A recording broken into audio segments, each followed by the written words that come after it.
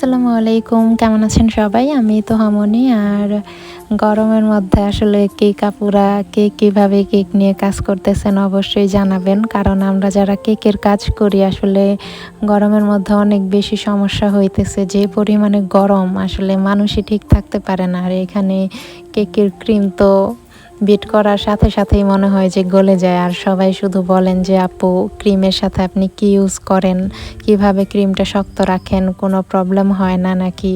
আসলে গরমের মধ্যে কম বেশি প্রবলেম তো হয়ই।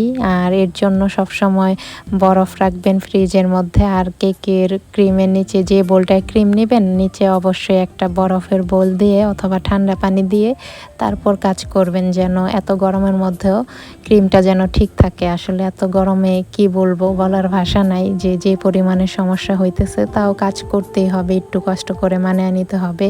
ফ্রিজের মধ্যে রেখে রেখে ক্রিমটা ঠান্ডা